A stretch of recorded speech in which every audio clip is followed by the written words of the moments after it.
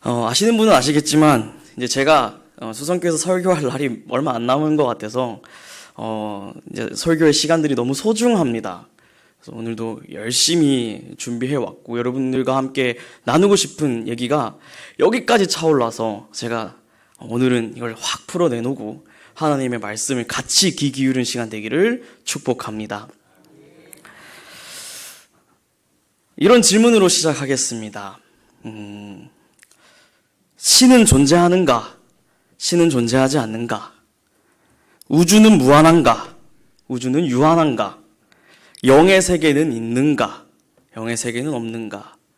자, 이 질문을 들으면 여러분 머리와 가슴이 답답해집니다. 근데 인간에게는 이런 질문을 할 수 있는 권리가 주어졌습니다. 그렇죠? 이거에 대해서 질문하지 않으면 되는데 인간이 이 질문을 할 수 있단 말이에요. 근데 왜 하나님께서 우리에게 이런 질문을 할 수 있게 하셨을까? 사실 이 질문에 대하여 성경은 아니지만 인류사에서 중요한 철학자 2명은 비슷한 답변을 내놓습니다. 20세기를 대표하는 인물 중에, 백인 중에 유일하게 철학자가 한 명 있는데 그 철학자가 비트겐슈타인이라고 하는 사람입니다. 그 사람이 이런 문제에 대해서 어떻게 답변을 하냐면 모르는 것에 침묵하라. 침묵했을 때 오히려 그 의미가 살아난다라는 이야기를 합니다. 하나님이라고 하는 존재를 계속 연구하면 연구할수록 여러분 알 수 있던가요? 저는 점점 신학을 공부할수록 알 것 같은데 점점 멀어지는 느낌입니다. 마치 저기 멀리 보이는 달이 우리 눈에는 작게 보이지만 우리가 그 앞에 가면 달이 우리 눈앞에 오면 이게 달인지 뭔지 모를 정도로 말이죠. 그래서 비트겐슈타인은 이걸 보고 모르는 것에 오히려 침묵하는 것이 그 답을 얻는 방법이다. 이런 식으로 철학을 이야기합니다. 그리고 한 번쯤 들어보셨을 임마누엘 칸트도 비슷한 얘기를 합니다. 어떤 얘기를 하냐면 칸트는 굉장히 고상한 철학자인데 이런 이야기를 해요. 앞서 비슷한 이런 비트겐슈타인과 똑같은 비슷한 답변을 합니다. 우리가 알 수 없는 소위 형이상학적인 문제, 형이상학적인 문제에 대해서 고민하는 것은 매우 어리석다. 그런데 인간은 이러한 난제 앞에 놓여져 있는 이 고민을 할 수밖에 없는 비극적인 운명이다. 그러니 지금 현재에 대해서 더 고민하라. 이런 식으로 얘기를 합니다. 둘의 답변이 비슷해 보이지만 조금 다르죠. 근데 말하고자 하는 의도는 뭔지 아시겠죠? 그런 거 생각할 바에 지금 나가서 곡괭이질을 한 번 더 해라 라고 들릴 수도 있겠고, 그러면 아무것도 생각하지 말라는 건가? 라고 들릴 수도 있겠습니다. 판단은 여러분들의 몫입니다. 자, 그런데 그럼 우리는 이 성경이 말하고 있는 거에 대해서 알아야 되잖아요. 왜 하나님께서 우리에게 이러한 난제 같은 질문을 할 수 있는 소위 자유의지를 주었는가? 이 문제가 사실 우리에게 다가옵니다. 이 질문을 드리고 시작하는 이유는 이겁니다. 저는 사실 이런 고민 자주 합니다. 이렇게 회개망측한 생각도 자주 합니다. 어떤 생각을 하냐면 이런 거죠. 왜 살아야 되지? 지금 지어진 현실이 진짜 현실인가 아니면 가상현실일 수도 있지 않나? 이런 회개망측한 생각들을 합니다. 자, 만약에 지금 주어진 이 현실이 정말 현실이라면 나에게 현재라고 하는 이 시간이 주어졌는데 이 시간을 어떻게 살아야 하는가? 그러니까 저의 고민은 이겁니다. 무엇이 가장 좋은 삶일까? 이 고민은 저뿐만 아니라 여러분들 모두가 하고 있는 고민입니다, 사실. 근데 저는 이 고민의 시작이 이런 아주 괴상한 어떤 생각에서 시작을 해요. 자다가도 벌떡 일어나가지고 제 사택에서 이렇게 지상철이 딱 보여요. 지나가는 걸 보고 저거는 왜 움직일 수 있지? 이런 생각을 하고, 아무튼 그런 고민에서 시작하다 보면 결국 다시 어디로 돌아오느냐? 성경이라고 하는 현재로 돌아오는데요. 이걸 오늘 제가 약 2년간의 수성교회에서 사역하면서 여러 일들을 겪으면서 이 수성교회에서 겪었던 일들로 다시 성경을 바라보니 여러분들에게 이 말씀을 함께 나누라고 하는구나 라는 것들을 알게 되었습니다. 오늘 이 고민을 함께 한번 나눠보려고 합니다. 일단 오늘도 제가 본문을 2개를 가지고 왔는데 하나는 아브라함의 이야기를 가져왔고 하나는 예수님께 다가온 부자 청년의 이야기를 가져왔습니다. 두 인물을 또 비교해 보려고 합니다. 굉장히 재밌습니다. 한번 들어보시면 나는 부자 청년이었는가 아브라함이었는가에 대해서 한번 고민하게 될 것입니다. 아브라함은 별명이 뭐죠? 믿음의 조상입니다. 그런데 아브라함이 처음부터 믿음의 조상이라고 불릴 만한 믿음의 사람이었는가에 대해서 질문해 보셨습니까? 아브라함이 태어날 때부터 응애응애 하면서 나는 믿음의 조상이다 하고 태어났습니까? 아니죠. 아닙니다. 저도 태어나면서 응애응애 하면서 목회자 되라라고 태어나지 않았습니다. 그냥 태어나 보니 풍기라고 하는 땅에서 그냥 태어났습니다. 아브라함도 똑같습니다. 똑같은 인간이기 때문이죠. 근데 우리는 아브라함을 믿음의 조상이라고 말하는 어떤 고정관념이라고 하는 것 때문에 아브라함은 태어날 때부터 왠지 믿음의 능력치를 가지고 하나님의 말씀을 따라서 가나안으로 갔을 것이라고 착각합니다. 아브라함은 생각보다 믿음이 좋은 사람이었지만 믿음이 좋은 사람이 되기 전에는 우리와 똑같은 하나의 인간이었습니다. 그래서 아브라함을 떠올리면 어떤 게 떠오릅니까? 이삭을 바쳤던 그 믿음, 그리고 갈대아 우르에서 가나안으로 가는 그런 믿음, 이런 모습을 보면 우리에게 아브라함과 같은 믿음을 허락하소서라는 기도가 절로 나옵니다. 근데 여러분, 냉정하게 여러분들이 아브라함과 같은 믿음을 가지면 어떻게 되는 줄 압니까? 사는 게 많이 피곤해집니다. 정말로 피곤해집니다. 여러분, 지금의 신앙도 이어나가는 것이 정말로 쉽지 않은 길인데 아브라함과 같은 믿음을 가진다. 그럼 역설적으로 아브라함과 같은 믿음을 가지지 않으면 어떻게 됩니까? 그럼 여러분들은 실패한 사람이 되는 겁니다. 아브라함과 같은 믿음을 가지지 못했기 때문에. 근데 저는 여러분들의 눈빛을 보면 절대 실패한 사람은 여기 한 명도 없습니다. 그렇죠? 뭔가 이상하다는 거죠. 아브라함이 처음부터 믿음의 사람이면 안 된다라는 겁니다. 그러면 우리는 여기에 주목해야 합니다. 아브라함은 어떻게 믿음의 사람이 되었는가? 이 과정에 주목해야 되는데, 이 과정을 소위 요즘은 이 말을 정말 많이 써요. 하나님의 열심이다 라는 말을 씁니다. 제가 사실 굉장히 많은 영향을 받은 목사님이 계세요. 우리 교단의 목사님은 아니지만 박영선 목사님 아실 거예요. 이분의 책 중에 하나님의 열심이라고 하는 책이 있습니다. 제 청소년기의 신앙을 잡아주었던 책인데, 그 책을 통해서인지 모르겠지만 하나님의 열심이라고 하는 소위 하나님의 일하심에 대해서 우리가 이제 고민하기 시작했습니다. 이 이야기인데요. 만약에 아브라함이 처음부터 믿음의 사람이라고 한다면 믿음의 사람이라고 하는 어떤 고유의 능력과 그런 스킬을 가지고 태어났다면 그러면 불합리합니다. 우리는 아브라함과 같은 믿음을 가질 수도 있고 아닐 수도 있단 말이죠. 그러면 하나님은 차별하는 하나님이 됩니다. 이건 불가능합니다. 이 명제는. 자, 한번 봅시다. 왜 아브라함이 처음부터 믿음의 사람이 아니었다라고 하는 것. 창세기 12장 오늘 읽었던 말씀 이후에 5절에 이렇게 나옵니다. 아브라함이 그의 아내 사레와 조카 롯과 하란에서 모은 모든 소유와 얻은 사람들을 이끌고 가나안 땅으로 가려고 떠나서 마침내 가나안 땅에 들어갔더라. 마침내라고 하는 단어가 나옵니다. 여러분, 이 마침내라고 하는 단어를 주목해 보면 아브라함의 입장에서 마침내일까요? 하나님의 입장에서 마침내일까요? 한번 분석해 보죠. 아브라함의 입장이라면 믿음을 갖고 어려운 난관들을 다 헤쳐서 가나안에 들어갔습니다. 그러면 갈대아 우르부터 가나안으로 바로 와도 되는데, 그럼 갈대아 우르에서 가나안으로 가는데 어려움이 있을 수 있죠. 그런데 오늘 말씀 12장 5절에 보면 하란을 들립니다. 하란에서 모은 소유들과 얻은 사람들을 이끌고 갔다라고 합니다. 하란에서 뭔가를 했다라는 거예요. 하란에서 뭘 합니까? 돈을 법니다. 사람들을 모읍니다. 아브라함이 가나안으로 바로 갔어도 되는데 왜 하란에서 돈을 모을까요? 그렇게 고민해 볼 수 있죠. 아니, 가나안으로 가려면 여비가 필요하지 않느냐? 사람들이 필요하지 않느냐? 분명 그렇습니다. 우리가 지금 서울을 가려면 돈이 필요하고 차가 필요하고 어떤 그런 다양한 것들이 필요합니다. 자, 근데 갈대아 우르에서 가나안으로 가라고 하신 분은 누굽니까? 하나님이죠. 누가 이 명령을 했냐는 거예요. 그냥 어떤 왕이 한 게 아니잖아요. 하나님이 했습니다.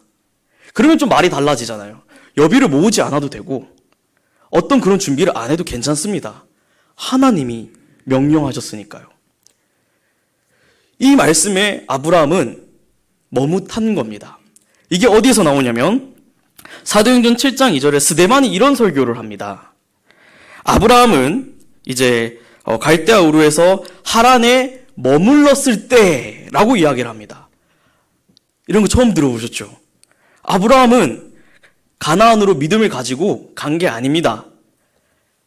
하란에서 돈도 모으고 자기의 나름대로 자기의 방법으로 가나안으로 갈 수 있는 방법들을 여기저기 모든 걸 동원한 겁니다. 그래도 아브라함은 정말 열심히 살았어요. 근데 이걸 잘못했느냐? 아니요. 그러나 이 명령을 한 분이 누구냐는 겁니다. 하나님. 하나님이 명령하셨잖아요. 아브라함이 하나님이라고 하는 존재를 정확하게 알고 그 믿음을 가졌다면 아브라함은 굳이 자신의 방법으로 여비를 모으고 말을 모으고 사람들을 모을 필요가 없었습니다. 이것만 보더라도 아브라함은 처음부터 믿음의 사람이 아니었습니다. 자, 이 마침내를 다시 하나님의 입장에서 본다면 이 말 안 듣고 가는 거를 뻗팅기고 있는 아브라함을 마침내 가나안으로 들여보냈다 라고 하면 이 말이 맞게 되죠. 아브라함을 계속 설득하는 겁니다. 하나님이 다 용서해주고 자유를 주면서 너가 할 수 있는 방법으로 다 해. 괜찮아. 그런 모든 과정들을 겪으면서 하나님이 마침내 가나안으로 아브라함을 들어가게 했다라고 됩니다. 그러면 이 마침내는 하나님의 입장에서 마침내가 됩니다. 이걸 통해서 아브라함은 처음부터 믿음의 사람이 아니었다라는 증거를 찾을 수 있습니다. 여기서 좀 우리는 위로를 얻습니다. 아, 그렇다면 우리가 처음부터 믿음의 사람이 되는 것이 아니라 어떤 과정을 통해서 그 믿음의 과정이 되는구나, 믿음의 사람이 되는구나 라는 것을 알 수 있는데, 여기서 우리가 하나님의 열심이라고 하는 이 단어를 사용할 수 있겠습니다. 아브라함이 가는 그 길에 하나님이 열심을 내어서 아브라함을 그 믿음의 조상으로 만들고 빚으시는 그 과정이 이 아브라함의 이야기라는 겁니다. 이런 관점에서 오늘 함께 읽었던 본문 12장 1절을 다시 보면 새롭게 읽혀지죠. 아버지의 집을 떠나 내가 내게 보여줄 땅으로 가라. 이 명령은 가면서 하란에 들러서 돈을 좀 벌어서 가라 이게 아니지 않습니까? 그냥 가라라는 겁니다. 하나님께서 명령하신 것은, 하나님이 명령하시는 것은 이런 것들입니다. 어떤 조건이 붙지 않아요. 생각보다 단순합니다. 가라, 보라, 와서 들으라, 이런 것들이 대부분이란 말이죠. 근데 생각보다 하나님이 구체적으로 이 아브라함에게 가야 할 이유를 이야기합니다. 내가 너를 다 책임지겠다라는 의미로 이야기를 하는데, 큰 민족을 이루고 복을 주고 이름을 창대하게 하고 모든 족속이 너로 말미암아 복을 얻게 할 것, 이게 이유라는 겁니다. 가라고 하는 이유. 근데 아브라함은 가나안으로 가려면 길이 먼데 아버지의 집을 떠나서 갈 수 있을까? 지금 이 고민 속에 있는 거예요. 이 고민 속에 있는 것, 우리의 모습과 크게 다르지 않습니다. 당장 내가 지금 하나님의 명령 앞에서 저 하나님 손주만 보고 가겠습니다. 아니면 내 자녀만 보고 가겠습니다. 결혼만 하고 가겠습니다. 조건을 따진단 말이에요. 근데 우리는 필연적으로 그 조건을 따지게 됩니다. 그렇기 때문에 이것을 하나님의 명령을 회피하기 위해서 우리는 이런 질문을 합니다. 신은 존재하는가? 존재하지 않는가? 회피하는 겁니다. 그러니 칸트도 비트겐슈타인도 아주 관통하는 얘기를 하는 거죠. 모르는 것에 침묵하라. 너희들이 답할 것이 아니다. 라는 겁니다. 하나님의 명령이 의미하는 이 열심, 이게 무엇인지 아시겠죠? 자, 이제 부자 청년에 대해서 이야기를 한번 해보겠습니다. 부자 청년의 이야기는 이렇습니다. 한 청년이 예수님께로 옵니다. 예수님께 와서 선생님, 내가 영원한 생명을 얻으려면 무슨 선한 일을 해야 합니까? 라고 묻는데 예수님은 계명을 지키라 이렇게 이야기합니다. 그래서 청년이 다시 어떤 계명을 지켜야 합니까? 물으니까 예수님이 이제 10계명에 나온 이야기를 하죠. 살인하지 말라, 간음하지 말라. 이 소위 정엄명령이라고 하는 것들을 이야기합니다. 근데 청년은 그것은 이미 내가 지키고 있는 것들입니다. 그런데 뭐가 더 부족합니까? 라고 말하니 이제 예수님이 이야기를 합니다. 너의 소유를 모두 팔아서 가난한 사람에게 줘라. 그리고 나를 따르라. 이 이야기를 듣고 청년이 어떻게 했습니까? 돌아갑니다. 그것도 근심하며 돌아갑니다. 왜냐하면 이 청년은 가진 게 너무 많았기 때문입니다. 이 청년을 보면 사실 우리는 이 청년에 더 공감합니다. 저는 부자가 되지 못해서 잘 모르겠지만 제가 만났던 부자분들은 오히려 베푸는 것에 익숙해져 있습니다. 내가 가진 것들 중에 요만큼을 나누는 것은 오히려 쉬울 수 있습니다. 그러나 더 많이 가지면 가질수록 내 전 재산을 팔아서 누군가를 돕고 누군가를 위해서 내 전 재산을 팔 수 있다. 오히려 많이 가지면 가질수록 어려워집니다. 그렇죠. 제 지갑 안에 10만 원이 있다면 10만 원은 다 줄 수 있지만 내 지갑 안에 몇 억이 있다면 그 몇 억을 어떻게 줄 수 있습니까? 이 청년은 이런 사람이었습니다. 그래서 이 청년은 자기의 나름대로 소위 영생이라고 하는 천국이라고 하는 가장 좋은 삶이라고 하는 것을 고민하고 나름대로 문화와 제도와 형식, 규칙 이런 것들을 열심히 지켜서 산 아주 성실한 청년일 것입니다. 그런데 이 청년에게 예수님이 뭐라고 말합니까? 네 재산 다 팔아서 나를 따르라. 근데 청년은 그렇게 하지 못했습니다. 이 청년의 관심은 어디에 있냐면 사실 진짜로 예수님이 말하는 그 영생이라고 하는 그 복음이라고 하는 그 삶에 관심이 있는 게 아니라 도덕적이고 윤리적인 그 곳에 관심을 두고 있는 겁니다. 하지만 예수님은 이 청년에게 그 도덕적 관심을 이야기하는 게 아니라 그 청년의 존재 자체를 보고 이야기하신 겁니다. 이 청년이 구원받아야 하니까. 그래서 구원받는 길을 얘기해 준 겁니다. 그 청년이 그 근심하며 돌아가는 모습을 이 성경에 담아 놨단 말이죠. 그러니까 예수님은 사실 청년에게 모든 재산을 다 팔라라고 하는 게 주 목적이 아니라 청년이 이 하나님의 명령 앞에 예 혹은 아니요 이 두 선택지밖에 없다라는 것을 알려준 겁니다. 근데 청년은 이렇게 질문한 거죠.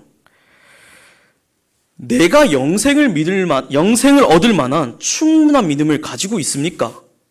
자기는 이미 가지고 있다 생각을 하고 있는 거예요, 지금 청년이. 이런 관점에서 예수님께 물어보는 거죠. 나 솔직히 충분한 그런 믿음 가지고 있지 않느냐? 내가 이렇게 잘 살아왔는데. 근데 예수님은 No. 지금 너가 모든 걸 다 버리고 나를 따라오는 것이 오히려 그 충분한 믿음으로 가는 첫걸음이다.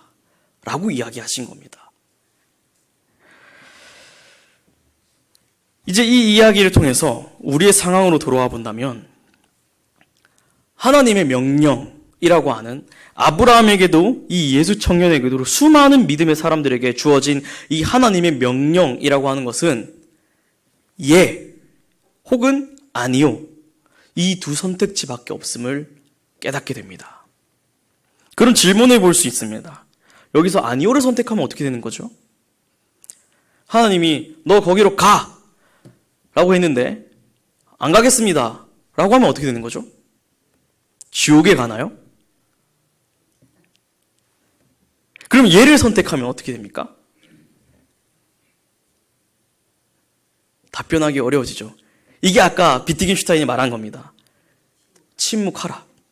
너의 영역이 아니다. 하나님의 영역인 거죠. 근데 아브라함은 그 하나님께서 명령하신 것에 예했습니까? 아니요 했습니까? 아니요도 했고 예도 했습니다. 근데 아니요한 아브라함을 어떻게 했죠? 하나님이 예할 수 있도록 만들어 가셨습니다. 우리가 하나님 앞에 이러한 존재라는 겁니다. 내가 아니요해서 지옥 갈 걱정은 하지 마세요. 그거는 우리가 고민할 내용이 아니고 그 아니요에 대해서 너 뻗은겨? 그러면 다시 너를 이해할 수 있도록 내가 너에게 열심을 낼게. 이게 하나님의 명령이란 말이죠.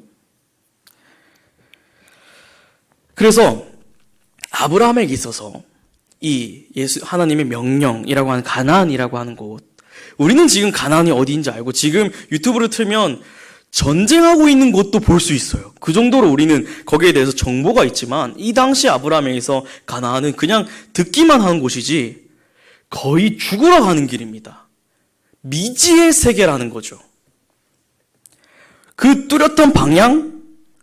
그런 거 없습니다. 그냥 걸어가기 무섭고 두렵고 떨리고 걱정되는 곳이 가나안으로 가는 길입니다. 그러니 아브라함은 그런 하란에서 잠시 머물러기도 하고 합니다. 자, 우리 또한 이 아브라함과 같은 모습을 가지고 있습니다. 아브라함이 그 우여곡절을 어떻게든 거쳐가지고 하나님 입장에서 마침내 가나안으로 들어가죠. 그 미지의 세계에 도착합니다. 그때 아브라함은 깨닫습니다. 아, 하나님이 하셨구나. 그때 돼서야 우리는 하나님이 하셨구나라고 말할 수 있지. 지금 아니요 한다고 해서 당장 죽고 그런 거 아닙니다. 근데 저는 여러분들이 그 하나님의 명령에 예해야 된다고 생각합니다. 어렵지만요.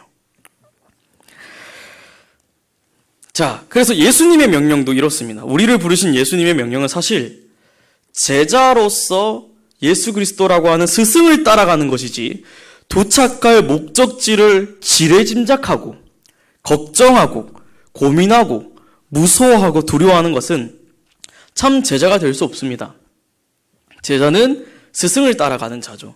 스승은 제자에게 가장 좋은 것을 주시는 분이고 우리의 스승된 이가 누굽니까? 다른 분이 아니라 예수 그리스도입니다. 아브라함이 가나안으로 가는데 아브라함에게 가라고 명령하신 분이 누굽니까? 하나님입니다. 다른 스승이 아니란 거예요. 다른 신이 아니라는 거죠. 하나님과 예수님이라는 겁니다. 우리는 굳이 목적지에 대해서 고민하고 두려워할 필요가 전혀 없습니다. 근데 두렵죠. 무섭습니다. 그런데 괜찮습니다.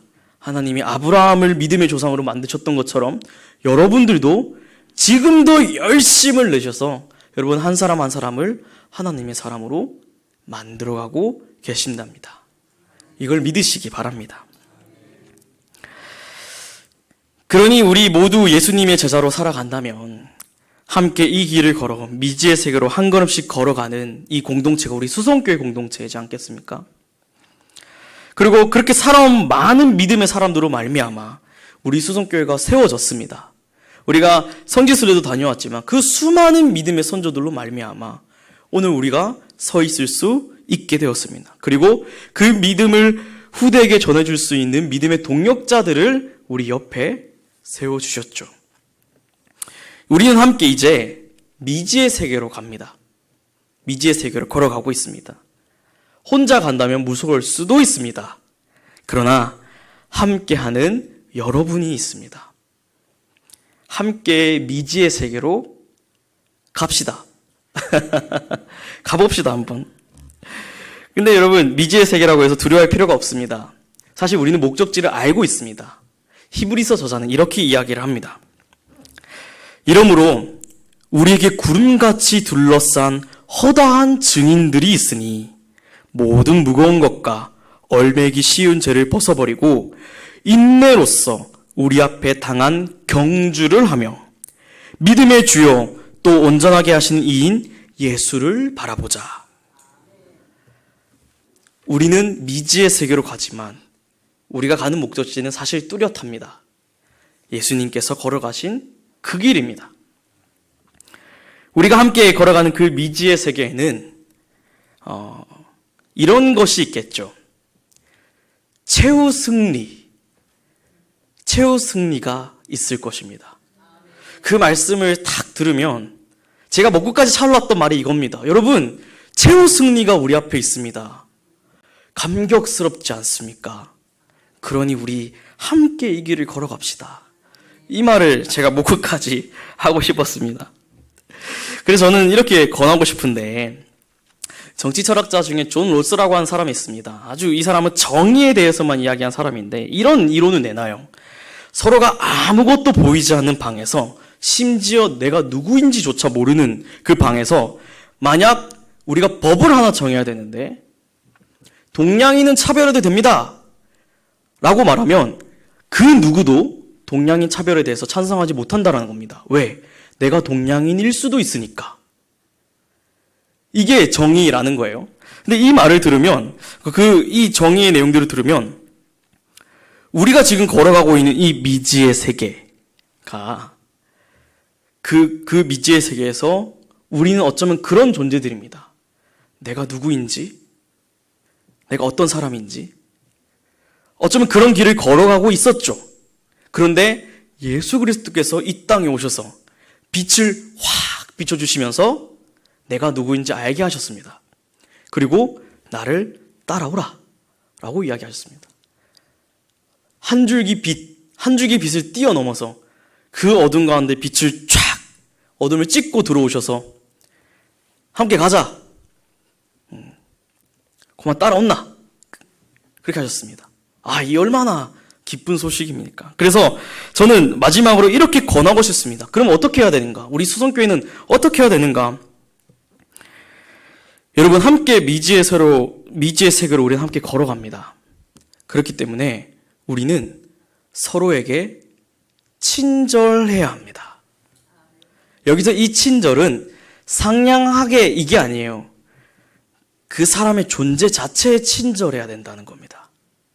우리 함께 이 길을 걸어가고 있는데 싸울 이유가 어디에 있고 다툴 이유가 어디에 있고 건강한 갈등이 있을 수 있겠지만 서로를 미워할 그럴 시간이 없습니다. 여러분, 사실. 그러니 우리 친절합시다. 우리 당연 여러분, 오늘 당연히 끝났지만 당연 여러분 함께 친절하게 가십시다. 권사회 여러분, 다음 주에 우리 수양회 가죠? 친절하게 다녀옵시다. 안수집사 여러분들도 가시죠? 친절하게 다녀옵시다. 우리 은퇴 장로님들, 우리 집사님들, 은퇴하신 권사님들, 저도 친절하게 하겠습니다. 여러분들도 우리 함께 이 친절함으로, 이 상냥하게 하자는 게 아니에요. 그 존재를 사랑하자라는 겁니다. 그래서 그 사람의 이런 외적인 모습, 그리고 부자 청년과 같은 어떤 저 사람의 도덕적 관심, 저 사람은 왜 저렇게 살지, 여기에 대해서 관심 두는 건 하나님께서 이야기한 명령에 대해서 아니오라고 이야기를 하는 겁니다. 근데 우리는 그 아니오라고 하는 유혹에 늘 부딪히죠. 근데 저는 여러분들에게 응원하고 싶습니다. 매일같이 예 하고 순종할 수 있는 그런 삶을 사시기를 축복합니다. 그래서 우리 모두 하나님께서 내시는 열심에 따라 믿음의 경주를 하고 있는 여전히 부족한 사람들이기 때문에 함께 친절하고 함께 사랑하는 우리 귀한 대구 수성교회 공동체가 되기를 소망합니다. 기도하겠습니다.